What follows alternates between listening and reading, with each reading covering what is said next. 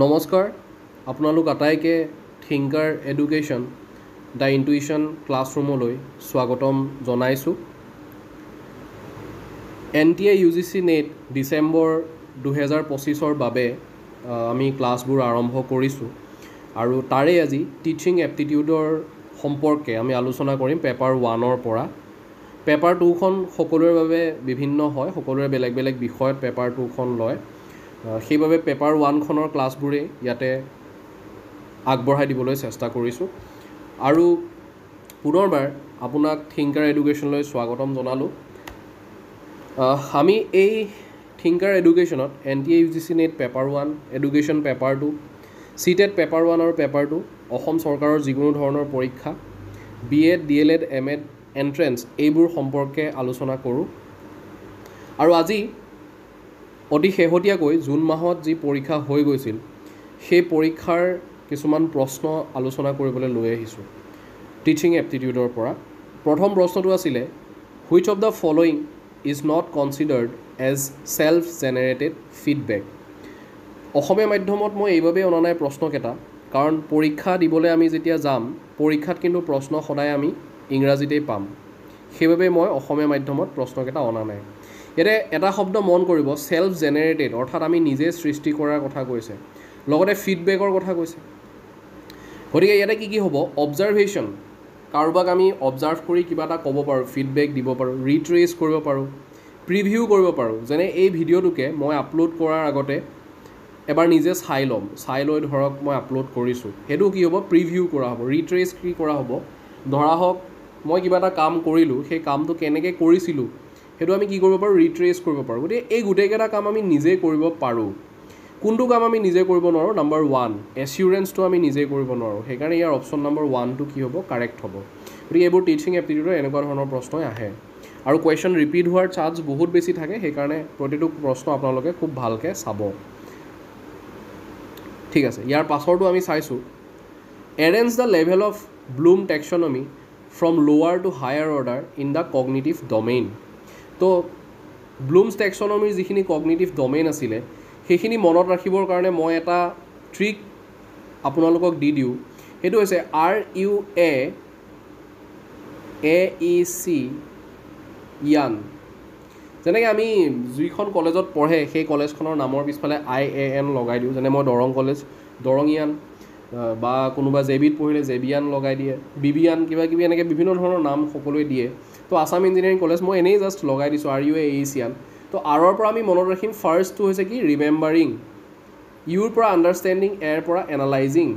আকৌ নেক্সট এৰ পৰা হ'ব এপ্লাইং, ইৰ পৰা হ'ব ইভালুৱেটিং, আৰু শেষত এইটো হ'ব কম্প্ৰিহেনশ্যন। গতিকে এই ট্ৰিকটো যদি আপোনালোকে মনত ৰাখে তেতিয়াহ'লে আপোনালোকৰ বাবে সুবিধাজনক হ'ব। গতিকে কি আহিলে, ফাৰ্ষ্ট আৰ আহিলে, তাৰমানে ইটো চবতকৈ আগত আহিব, গতিকে ই নথকা অপশ্যনটো আমি কাটি দিলোঁ। তাৰপাছত আহিব কি, ইউটো ক'ত আছে, বিত আছে, গতিকে গোটেইকেইটাতে বি আছে, গতিকে সেইটো আমি চাই ল'লোঁ। নেক্সটটো কি আছে, চি, এটো কি হয়, এপ্লাইং, এইটো কিন্তু মনত ৰাখিব লাগিব, গতিকে এপ্লাইংটো আছে চিত, গতিকে চি নাথাকা অপশ্যনটো আমি কাটি দিলোঁ 4। এতিয়া এই দুটাৰ ভিতৰত কোনটো হ'ব, তাৰপিছত যিটো হ'ব RUAAEC ইয়ান, নেক্সটটো আহিব এপ্লাইং, আৰু শেষত ডিটো আহিব ইভালুৱেটিং, গতিকে এটো আগত আহিব, ডিটো পাছত আহিব, গতিকে অপশ্যন নাম্বাৰ 2টো আমাৰ কি হ'ব, ইয়াতে কাৰেক্ট হ'ব। ঠিক আছে, এইটো হৈছে অপশ্যন নাম্বাৰ 2টো আমাৰ কাৰেক্ট হৈ গ'ল। গতিকে এনেকৈ যদি আমি পঢ়োঁ তেতিয়াহ'লে আমাৰ কি হ'ব, বেছি ইজি হ'ব। আৰু এটা কথা কওঁ, PYQ চাই আমি সদায় থিয়ৰিবোৰ চাব লাগে। Next question, what among the following are known as assessment instrument. Assessment instrument, এই কথাটো ষ্ট্ৰেছ দি চাওক, মানে কোনকেইটা আমাৰ এছেছমেণ্টৰ ইনষ্ট্ৰুমেণ্ট হয়, টেষ্ট হয়, এক্সামিনেশ্যন, ৰুব্ৰিক্স হয়, ৱৰ্কশ্বীট, কুইজ। কুইজৰ জৰিয়তেতো আমি লওঁৱেই চাগে, টেষ্টটো আমি লওঁৱেই, এক্সামিনেশ্যনটো আমি লওঁৱেই, গতিকে ABE থকা অপশ্যন চাওক, ABE থকা অপশ্যন এটা আছে, এইটো এটা আছে, বাকীকেইটা নহয়, গতিকে 2 আৰু 3টো আপোনালোকে কাটি দিব পাৰে মোৰ বোধেৰে দেই। ৰুব্ৰিক্স আৰু ৱৰ্কশ্বীটটো আমি লওঁ কিন্তু, গতিকে ABDE থকা অপশ্যনটোৱে হ'ব লাগে। চাওঁচোন অপশ্যনটো কাৰেক্ট হয়নে নহয়, য়েছ, অপশ্যন নম্বৰ 4টো কাৰেক্ট হয়। গতিকে ইয়াতে ৰুব্ৰিক্সটো কি হয়, টেষ্টৰ কাৰণে আমি ৰুব্ৰিক্স ব্যৱহাৰ নকৰোঁ। ৰুব্ৰিক্সটো আচলতে টেষ্টৰ পাছতহে ব্যৱহাৰ কৰা হয়। যিবিলাকে PhDৰ কাম কৰি আছে তেওঁলোকে আৰু ভালকৈ কথাটো জানিব ৰুব্ৰিক্সৰ কথা। অ'কে, নেক্সট কুৱেশ্যনলৈ আগবাঢ়িছোঁ। Match list 1 with list 2, encouraging students deep approaches to learning objective. Okay ইয়াৰ লগত কি মিলিব প্ৰিন্সিপল কি হয় encouraging students deep approaches to learning অবজেক্টিভৰ লগত কি মিলা আছে চাওক feedback should be embedded within assessment practice okay এইটো হ'ব পাৰেনে চাই লওঁ task design should be approached from a programme wide perspective greater chance of ownership by student a variety of assessment for student motivation the summative and formative assessment to be learning oriented facilitating dialogic forms of feedback এই ফিডবেকৰ লগত আপুনি এই ফিডবেকটো মিলাই চাওক চিৰ লগত 1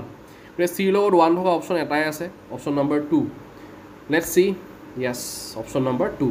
গতিকে গোটেইবোৰ ইমান পঢ়ি থাকিব নালাগে ক'ৰবাত কোনোবাটো মিলাই চাই আমি আনচাৰটো ক্লিক কৰি দিব পাৰোঁ আৰু এইবোৰ কনফিডেন্স আমাৰ তেতিয়া আহিব যেতিয়া আমি PYQ বেছিকৈ এটেম্প কৰিম next the roll of a teacher in supporting exponential learning কান B of A The role of a teacher in supporting experiential learning can be of technology tutor mentor coach so option number 4 hobo lage yes option number 4 karon technology kar logot mil nohoy teacher logot mil nohoy teacher logot ki mil hobo coach mentor aru tutor thik ase godige yar por apnaloke ei kotha tu kom pale the more PYQ will attempt the more knowledge you will get next which of the following is one of the advantages of behavioral objectives that determine teaching and learning in higher education which of the following is one of the advantages of behavioral objectives that determine teaching and learning in higher education ki koise advantages of behavioral objective that determine teaching and learning in higher education uccho shikkar khetrot behavioral objective vor ki hoy advantage ki hoy These are teacher-centered. These make learning focused and achievable. These focus too narrowly on minutiae. These limit opportunities for edu limits to eta noyathok shobd hoy gotike etu 4 number direct kati dibo paru baki tinta bhitorte kiba ta hobo option number 2 to e besi correct jan amar lagisile aru 2 to e year ki hoy correct hoy okay let's see next question which of the following is the strategy that supports motivation e kuntu strategy support kore connection across the curriculum attributions to intellect rather than effort work that is too much difficult etu hoboi no etu eta negative sense or bakko emphasis on finishing not learning etu eta negative statement etu correct no hoy but following is the strategy that supports motivation connection across the curriculum attribution to intellect rather than effort ami intellect ok besi অগ্ৰাধিকাৰ দিম নে আমি কাৰোবাৰ প্ৰচেষ্টাক দিম আমি নিশ্চয় প্ৰচেষ্টাকে দিম গতিকে অপশ্যন নম্বৰ 2 টো কাৰেক্ট যেন লগা নাই সেইকাৰণে অপশ্যন নম্বৰ 1 টো কাৰেক্ট আমি কোনোবা এজন মানুহ বেছি চুকা কিন্তু তেওঁ নপঢ়া নুশুনাকে বহি আছে তেওঁক বেছি এফৰ্ট দিম তেওঁক বেছি এট্ৰিবিউট কৰিম জানো নকৰোঁ যোনে বেছি এফৰ্ট দিছে তেওঁক আমি নাম দিম গতিকে অপশ্যন নম্বৰ 1 টো কাৰেক্ট হ'ব সেইকাৰণে কোনোবাই নাজানিব পাৰে কোনোবাই কেতিয়াবা আমি কওঁ ন যে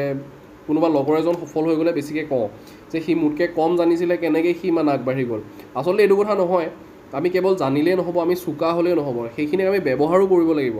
ঠিক আছে যোনে বেছি এফৰ্ট দিব আজিকালিৰ সময়ত তেওঁৱে বেছি আগবাঢ়িব নেক্সট আৰু চাগে বেছি প্ৰশ্ন নাই arrange the steps of classroom action research okay classroom action ৰিচাৰ্চত আমি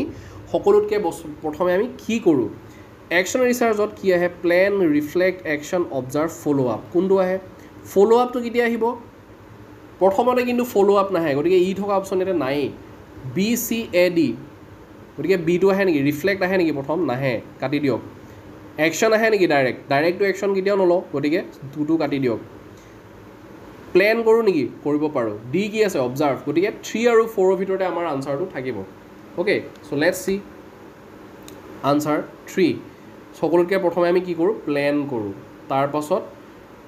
প্লেনৰ পিছত আমি কি কৰোঁ চি একশ্যন লওঁ তাৰপিছত আমি অবজাৰ্ভ কৰোঁ তাৰপিছত আমি ৰিফ্লেক্ট কৰোঁ আৰু একেবাৰে শেষত কি কৰোঁ ফ'ল' আপ কৰোঁ ঠিক আছে ফ'ল' আপ ৰিফ্লেক্ট এইবিলাক শব্দ সদায় শেষৰ ফালে আহে এই কথাটো মন কৰিব which of the following are the characteristics of adolescent লাৰ্ণাৰৰ কি কেৰেক্টাৰিষ্টিক্স ইনক্ৰিজড ইম'চনেল চেঞ্চিটিভিটি হ'ব পাৰে high level of self discipline আমি দেখা পাওঁ নে নাপাওঁ হয়তো নাপাওঁ strong need for social belonging yes cognitive development for abstract thinking হয়তো দেখা পাওঁ ইম'চনেল ভেলিডিটি হয়তো দেখা পাওঁ গতিকে ইয়াতে কি দেখা পালোঁ ACDE হ'ব লাগে অপশ্যন আছে 4টো য়েছ 4 ইজ কাৰেক্ট ঠিক আছে গতিকে হাই লেভেল অফ চেল্ফ ডিচিপ্লিন আমি নাপাওঁ এনেকৈ আমি